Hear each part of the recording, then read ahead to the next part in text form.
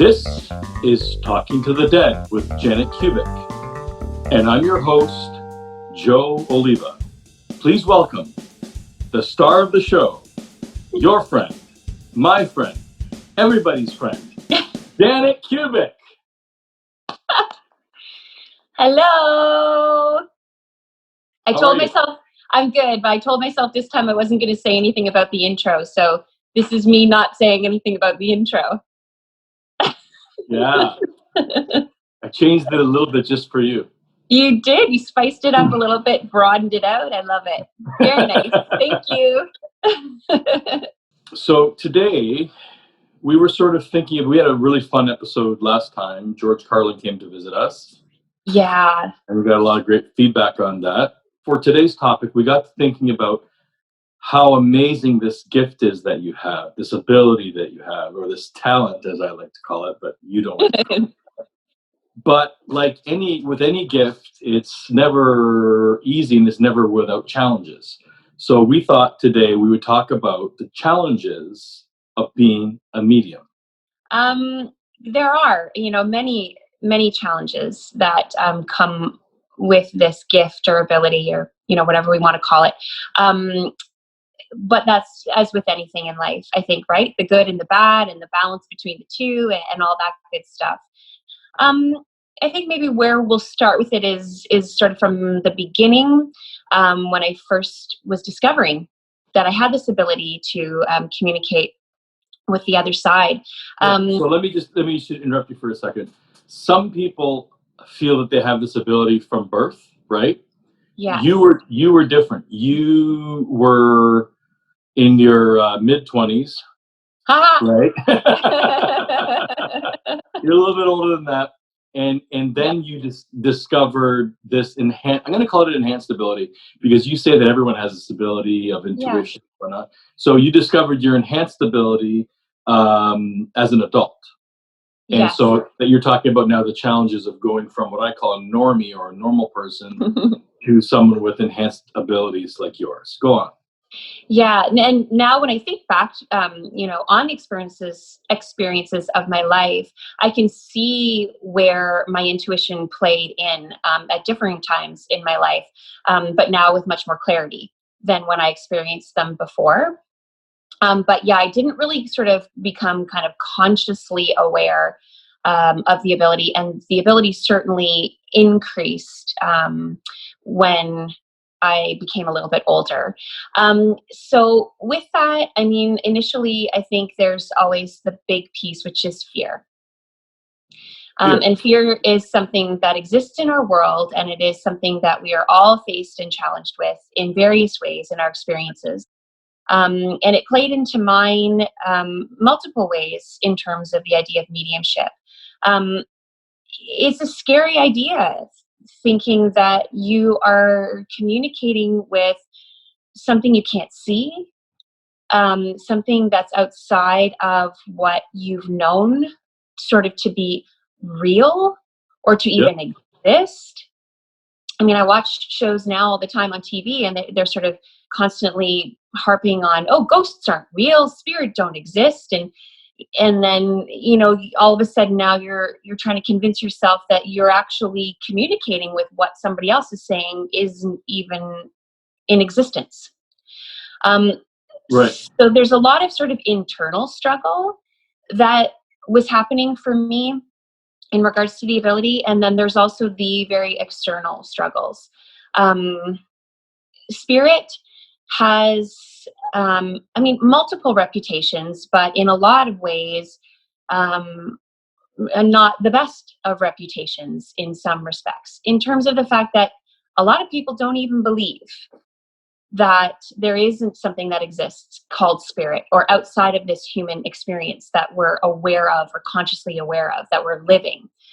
A lot of times people's impression of spirit is that they're bad or evil, or it's a negative thing. So part of the struggle was coming to terms with what this meant for me in terms of my relationship with others, and how other people would perceive me and feel about me. And it's been an interesting ride. I mean, from day one, I have to say that my family has been incredibly supportive, as well as my closest friends. I did have two friends, they're going to laugh because they're probably going to listen and watch this, that kind of avoided the situation when it first started to arise. I do have one of my closest girlfriends from a long, long time ago. And she needed to avoid me for a little while. Okay. Because it just, for her, and as well as the other friend who sort of said, you know what, I know you, I trust you, I know who you are as a person. And she said, and because of that, I have to believe that what you're telling me is true. That was And me. that, yeah, that was you too, exactly. Yeah, And it's like I can't imagine you just creating an elaborate ruse of this nature. And then people always say, oh, psychics, they're just trying to make money at it. Like, I know how much money you've made at this. It's not that it's so do you I. you go, like, I think you don't even really, you've gone months and months, maybe even a year without even doing an in-person reading, right? Yeah. Because I don't know. Anyway, we're going on a tangent there, but go on. Sorry. Yeah. Okay. So I'll try to go back. And she, this one friend in particular, she said, it's not that I'm uncomfortable with what you're doing, or it's not that I, am uncertain about what you're telling me. She said, I'm not ready for that. I'm not ready to believe that there are spirit, present and a part of my existence. She said, I'm just not ready for it yet. Did she So, grow up with any sort of religious values, or she just was an absolute atheist or you know agnostic? what? I think, to be honest, she and I have never really talked a lot about religion, so I'm not sure exactly what her background is or was in that regard. But it was just a personal place for her. She Right. just, and that's a big thing with all of this for me, is that it's so individual. What you believe, what you experience is super individual, and everybody needs to come to things from their own place of comfort. So I completely respected what she was saying to me, and we continued our friendship. We just didn't really talk about what was going on with me in that sort of aspect of my life. It's funny now because at this point in our relationship, I have now shared messages for her from loved ones, and she's a little more comfortable and confident. But that wasn't about me, that was about her and her needing to be ready. And actually, the funny thing was, with the other friend that I referred to, it was a similar thing. She actually was scared of me, I think. She was very, very frightened by the whole idea of all of this. And so she actually avoided me for a little while. And like I said, it can be challenging. I didn't want to lose any friends, but I also knew I had to be true to my experience. Yeah. And fortunately for me, she sort of started to re-enter the picture very cautiously. But now she is a very intuitive person herself.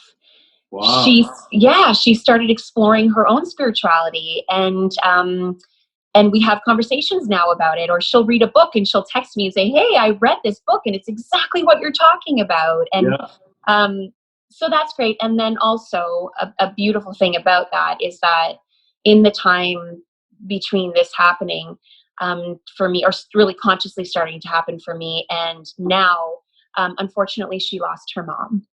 So her mom did pass. But the beautiful part of that is that now she's comfortable enough with it that her mom has been able to come through for her through me.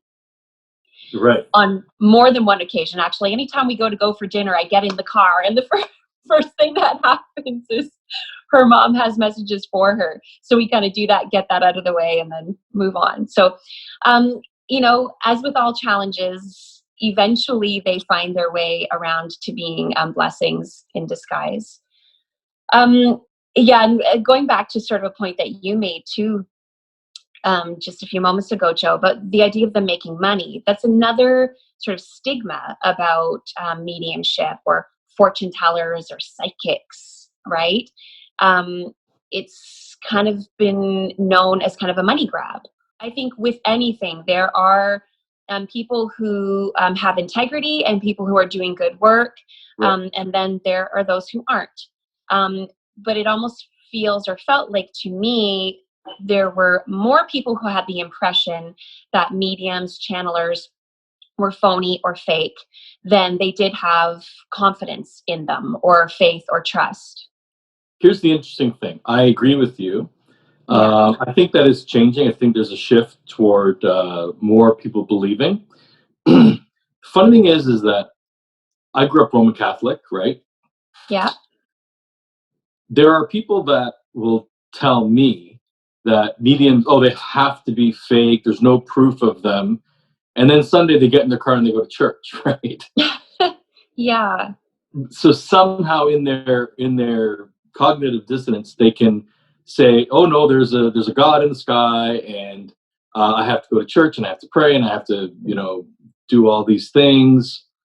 But yet, to have someone who says, "I'm speaking or I'm communicating with that entity or those entities," that's beyond their comprehension, right? Yes. And it's really kind of fascinating, right? I think part of that too is that there has been sort of a labeling of, again, back to fear surrounding spirit. I think a lot of people have grown up and have been taught to believe that spirit is something to be feared. Okay, so you mentioned that some of the challenge in being a medium is that it's overcoming some of the fears, not that you have, but others have. And you mentioned some of them don't believe. You mentioned that some of them perceive spirits as bad or evil. And sort of what are some of the other aspects of that? Well, for me, some of the things that I personally had to overcome, I mean, funnily enough, I didn't really have a lot of those fears in terms of, oh my gosh, I'm talking to something evil, or this is a bad thing, or a scary thing. It's not to say that sometimes it didn't feel bad or didn't feel scary, but I think it was a little bit different. For me, it was more, and we've talked about this before, like that idea of going crazy. It's Yeah, like, okay, am I mentally okay here? I'm hearing these things, I'm having these thoughts. What does this mean? Is my personality splitting? Am I yeah. somehow like becoming I don't even know what the correct term would be, but there was a lot of that happened. And then the managing of the information coming in. And it's funny because I've heard this before from other light workers or intuitives or whatever you would like to use as your term. Um, Once you discover this ability, you want to save the world, right? You're like, oh my goodness, this is incredible and amazing. And the information that I'm getting, the feelings that I'm getting, this is really good stuff. And I've got to get it out there and I got to help people. And then all of a sudden you just open the floodgates and you're just bombarded. Because my feeling with spirit is that they are so anxious and excited to connect with us that if they're given the opportunity, they will take it. So I would just walk around with my doors to my being, my energy field, or whatever you want to call it, wide open and saying, okay, if you have a message for this person or anybody, I'm here. I'm here. I'll deliver it. I'll do it. And that became extremely overwhelming. That's definitely a challenge. I mean, you said for a long time you were avoiding large crowds Yeah. because I can't remember how you explained it. You can explain it better than I can. Yeah, well, one of the analogies I was given at one point was that someone who is open to connecting with spirit is like a little light bulb, and spirit are like moths. So, you know how moths are attracted to the light. So, for example, if you go to a baseball game and you're sitting there and you're this little white light in and amongst thousands of other people or humans, and you're sort of saying like, I'm open, hi, I'm glowing, I'm ready for you. Right. then all of these spirit will come sort of flocking, saying, hey, can you deliver this, or can you tell them that, or you can support my person, or that I want to connect with. And so it's like attracting all of these energies to that light, that person who's open and willing to communicate. So there was a very steep learning curve for me in terms How of, do you get around that when you yeah. go to, I'm going to say basketball game because it's a way cooler sport than baseball? Oh, I'm not going to touch that. I'm not touching that. Or a soccer game? How you figured out a way to sort of close yourself, turn your light off, right? Yeah. It's about boundaries. It's about boundaries. And I think we sort of alluded to this a little bit in one of our very first episodes. And it's the idea of creating your own relationship with spirit. And it's not coming from a place of responsibility or feeling a responsibility to help others. It's more from a place of knowing that in order to help others, I have to take care of me first. Right. So if I drain myself by allowing, every spirit and their brother to show up, I just got distracted. Sorry. I thought we were going to go one episode without any distractions, but I guess not. Well, we might have thought that, but they might have something else to say. Because I said, while you're tuning in, I'll fill in those who haven't seen the other episodes. When she says she's feeling distracted, usually that means that she's being interrupted by someone, spirit, plural, singular. We still don't know any of that. So are they going to identify themselves, Janet? Well, at this point, this is a female energy. I'm not quite sure. I feel like if it was my guide, I would be sensing that more strongly, and I don't feel like I am yet. But she's telling me to back up. She says, we're going sort of in a different direction. And she wants to highlight something that was said earlier. She's talking about their reputation, or her reputation. You know that I always just have to say what I'm getting. Again, another challenge of being a medium is feeling very vulnerable in terms of putting out what you're getting. But what I am getting is Mother Mary. Okay. Okay. She says that her role is a role of nurturer. So she was put on earth to nurture, and she carries over that role in the afterlife, or where she is now in heaven. She says spirit is not about God.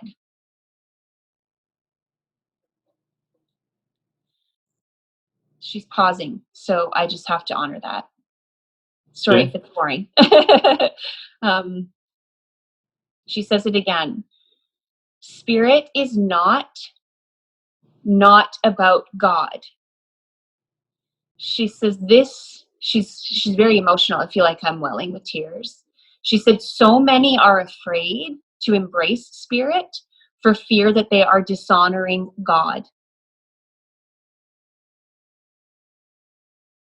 She says, my message today is simple. Embracing the existence, the connection, the relationship with spirit is to embrace God. You must learn this, know this, internalize this in order to defeat the fear that has been created throughout the existence of man, that keeps us separated, that keeps you separated from who is your God. In love and light, my children, and by the grace of God, amen. Wow. Just taking a moment, because that take as much time as you need. Yeah. There's such a beauty in it. Okay, so we're back. We took a little break. In the edit, it will go by in 2 seconds, but in reality, we took a little 5-minute break. So We're back. So you connected with Mother Mary. Yes. That's not your first time connecting with. That's why, I mean, people might have said, like, why isn't my face shocked? I think you've connected with her before, and nothing shocks me anymore. Yeah, that's the funny thing. Sometimes when I watch the videos back and I sort of see your reactions, it's like it's totally cash and totally normal that we're talking to dead people and channeling popes and Mother Mary or whatever. But it's because you've been exposed to this for some time now. It's the same with my husband when when I channel for him, sometimes he's like, yeah, okay. And I'm like, you just heard from dead people. Yeah. Aren't you blown away? And he's like, yeah, but I hear from them every second Tuesday. So Yeah. Usually I'm writing notes down. I tried to write down what she said, and my writing is so sloppy. Do you remember what she said? You often forget too, as soon as you say yeah, it. I often forget too. So we might have to look back at the edit to know exactly what it was, because it was very poignant. I think very. It felt there was a layer of sadness connected to it. Almost like a pleading sense, like it just, please just listen, just hear me, was sort of another sense that I felt with it. And we've been talking today about the challenges of mediumship, and this is a good example of one of them. Claiming to be connecting with Mother Mary is something that honestly, truthfully, makes me feel very vulnerable. As much as I trust it, I have come to trust it because it has been my existence 24/7 for the last several years of my life. Right. It is, me, I'm not one to create waves. I'm not one to disagree with others or to create any kind of conflict. I think part of that is because I just feel like there is so much importance in every person's experience. So I almost don't feel a need to contradict somebody else's experience.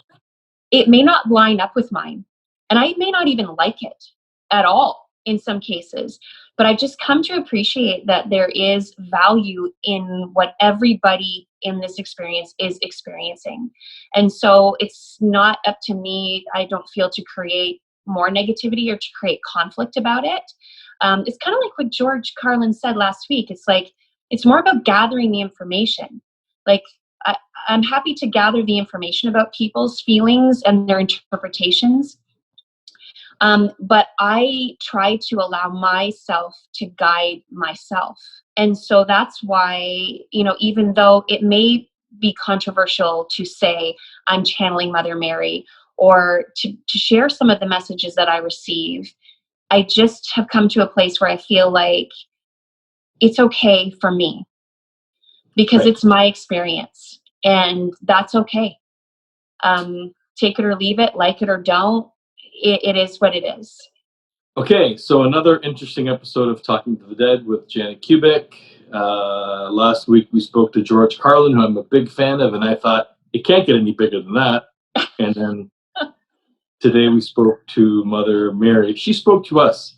I was starting to write down some interview questions, and she bolted on us pretty quickly. I think she said what she needed to say at this point in time. And I think if we go back to and really hone in on what she said, it feels like it was a simple statement, but that there was so much packed into it. Does that make sense? 100% to me, yes. Yeah. Yeah. Something to really sit with and think about and let your mind explore and let your heart and your body explore. Okay.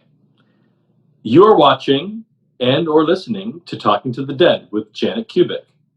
Please don't forget to subscribe on whichever platform you're listening or watching on. And please sign up for Janet's email list at janetkubik.com. Bye, Janet. Bye. Thanks so much for checking in.